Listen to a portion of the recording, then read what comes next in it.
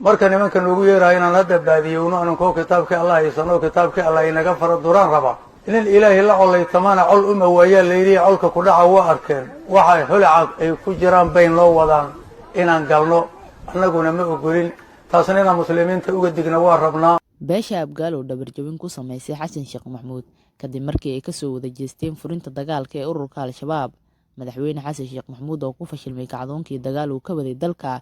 iyo beesha habargidir oo ku kacsan dowladda federaalk ee Soomaaliya. warbixintan ayaan kaga hadli doonaa qodobadan oo faahfaahsan ee si degan u daawo. intaan gudagalin warbixintan waxaan kaa codsanayaa inaad like saarto muuqaalka sidoo kale aad subscribe saarto gambaleelkana furto si uu kuu soo gaaro muuqaal walbaan halkan kusoo gudbino.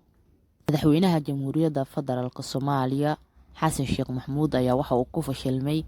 kacdoonkii dagaal uu ka sameeyay gudaha dalka Soomaaliya oo bilooyinkii u dambeeyay ka socday guud ahaan Soomaaliya gaar ahaan gobolada ay ugu badan tahay gobolka Hiiraan. sidaan wada ognahay waxa uu madaxweynaha haatan talada dalka haya xasan sheekh maxamuud ku dhawaaqay ka hor doorashadiisii inuu muddo 100 maalin ah ku qaban doono isla markaasina ku soo celin doono xaalad deganaan ah xaaladda qasan ee ka jirta dalka Soomaaliya isagoona 100kaas maalin ku sheegay inuu dib ku soo celin doono xaaladda amniga guud ee dalka. hayeeshee muddadii uu xilka hayay kadib waxa uu xasan sheekh maxamuud mar qura ku dhawaaqay kacdoon dagaal kaasi oo ay ka qayb qaadanayaan ciidamada xoogga dalka Soomaaliya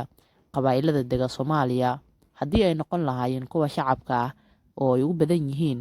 xoolo dhaqato iyo waliba beeraley. waxa uu markii ugu horeysay kacdoonka dagaal ka bilowday gobolka Hiiraan halkaasi oo ay kacdoon dagaal ka sameeyeen markii ugu horeysay ciidamada xoogga dalka Soomaaliyeed dhowr nooc iyagoo isugu jira waxaase soo xigay inay garab siiyeen qolada lagu magacaabo Macwiisley oo ah dad iyagoo iskooda isku magacaabay qolo lagu magacaabo Macwiisley iyagoona garab siiya ciidamada xoogga dalka Soomaaliyeed si ururka al-shabaab lagu xoreeyo guud ahaan Soomaaliya gaar ahaan gobolada ay ku dhibaateeyaan shacabka Soomaaliyeed. muddo maalmo ah uu socday kacdoonka dagaal ee laga waday degmooyinka iyo tuulooyinka hoos yimaada gobolka Hiiraan ayaa waxaa mar qura dagaalka ku soo biiray dad shacab ah isla markaasina iska xilqaamay inay ciidamada dowladda federaalk Soomaaliya xoogiisa garab siiyaan si ururka al-shabaab looga saaro dhammaan tuulooyinka ay ku dhibaateynayeen dadkaasi shacabka ah iyagoona dhibaatooyinka ay u geysanayeen ay ka mid ahaayeen inay ka gubaan ceelashii biyaha sidoo kalena ay u diidaan hay-adaha markaasi gargaarka u siday maadaama muddooyinka ugu dambeysay dalka Soomaaliya uu ka jiray xaalado abaar taasi oo saameyn ku yeelatay dadka xoolo dhaqatada iyo waliba dadka beeraleyda ah. hayeeshee kadib markii ay ku biireen dagaalka waxaa ciidamada xoogga dalka Soomaaliyeed u fududaatay inay qabtaan dhowr tuulo iyo dhowr degmo oo ka mid ah gobolka Hiiraan isla markaasina ay ka saaraan ururka al-shabaab iyagoo markaasi garab xoogan ka helayay dadka shacabka iyo waliba qolada lagu magacaabo Macwiisley. iyadoo toddobaadyadii ugu horeeyay uu socday dagaalka kacdoon lagula jiray ururka al-shabaab isla markaasina lagu xoreynayay deegaano dhowr ah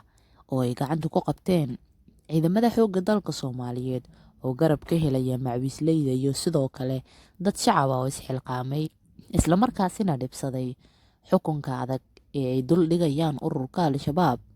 ayaa waxaa ciidamada xoogga dalka Soomaaliyeed u fududaatay inay gacanta ku dhigaan degmooyinkaasi. hayeeshee maalmihii ay gacanta ku dhigeen kadib waxay soo baneeyeen ciidamada xoogga dalka Soomaaliyeed dhammaan furimihii iyo degmooyinkii ay gacanta ku dhigeen kadib waxay ku soo laabteen magaalooyinkii iyadoona guud ahaan lasoo firaaqeeyay goobihii sida dhibka ah lagu qabtay oo uu dhiigooda u daatay dad badan oo shacab Soomaaliyeed iyagoo dhiigooda ka doorbiday inay xornimo helaan dadka iyaga markaasi ka dambeeya. arrinkaasi ayaa ururka al-shabaab waxay u fududeysay inay mar kale dib u dhigaan isla markaasina ay gacanta ku qabtaan degmooyinkii iyo tuulooyinkii ay kala wareegeen ciidamada xoogga dalka Soomaaliyeed oo ay garab siinayeen Macwiisleyda iyo waliba dad shacab ah oo isugu jiray xoolo dhaqato iyo waliba beero falato isla markaasina dhiigooda u horay sidii ay ciidamada xoogga dalka Soomaaliyeed guul uga gaari lahaayeen ururka al-shabaab. kadib guushii ay gaareen ciidamada xoogga dalka Soomaaliyeed markii ugu horeysay oo ay gacanta ku dhigeen degmooyin iyo tuulooyin markaasi ay ka arimanayeen ururka al-shabaab waxa uu madaxweyne xasan sheekh maxamuud mar qura ka hadlay miidiyaha isagoona ku faanay isla markaasina ka dhawaajiyay inuu ka rumeeyey hadalkiisii ahaa 100 maalin, isla markaasina uu gacanta ku dhigay dhowr tuulooyin iyo degmooyin isugu jira halkaasi oo ay ka arrimanayeen ururka Al-Shabaab. Waxauna madaxweyne xasan sheekh maxamuud sheegay inuu sii wadi doono kacdoonka dagaal ee lagula jiro ururka Al-Shabaab, isla markaasina laga fulin doono guud ahaan Soomaaliya, gaar ahaan gobolada Soomaaliya. Kadib kacdoonkii socday wuxuu isku bedelay qabaa'ilo. Waxaa dagaalka kacdoon ee lagula jiray ururka Al-Shabaab si kastoo ay u dadaaleen dhammaan shacabka Soomaaliyeed iyagoo isku agaasimayay, isla markaasina isku xilqaamay qabaa'il si ay uga qayb qaataan kacdoonka dagaal ee lagula jiro ururka Al-Shabaab, kaasi oo uu ku dhawaaqay madaxweynaha haatan talada dalka haya ee xasan sheekh maxamuud. Ayaa waxa uu qabaa'il walba isku xilqaamay sidii uu uga qayb qaadan lahaa. Ha yeeshee muddo ay shacabka Soomaaliyeed dhiigooda u daadiyeen sidii ururka Al-Shabaab dib loogu soo celin lahaa tuulooyinkii degmooyinka ay gacan ku heentooda iyaga lahaayeen, ayaa waxaa mar qura ciidamada xoogga dalka Soomaaliyeed ay soo firaaqeeyeen, isla markaasina dib ugu soo laabteen goobihii sida dhibka ah lagu qabtay oo uu dhiigooda u daatay dad shacab ah. Arrintaasi ayaana ah guuldaradii ugu horeysay uu la kulmay madaxweyne xasan sheekh maxamuud, taasi oo fashilisay 100kii maalin ee uu ku dhahay waxaan dib ugu soo celinayaa amniga Soomaaliyeed muddo 100 maalin ah. Si kastoo uu u dadaalay, isla markaasina uu kacdoon dagaal u sameeyey, balse ciidamada xoogga dalka Soomaaliyeed ayaa dib u soo firaaqeeyay goobihii Al-Shabaab gacanta laga dhigay. Waana guuldaradii ugu horeysay uu markaasi la kulmay madaxweyne xasan sheekh maxamuud. Dhanka kale, beesha Abgaal oo ah beesha uu kasoo jeedo madaxweyne xasan sheekh maxamuud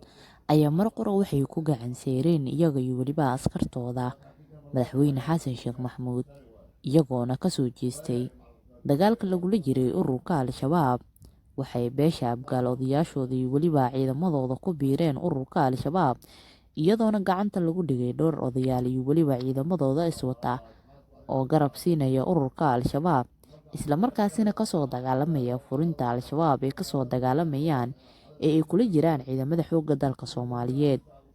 Odayaashiisa beesha Abgaal ayaa waxay fariin u soo direen dowladda Soomaaliya, gaar ahaan xasan sheekh maxamuud, iyagoona ku dhahay waxa aad noo keentay waxaynu diinta ogoleen. Haddii aad adigu gaalo garab siiso, inagu waxaan garab siinaa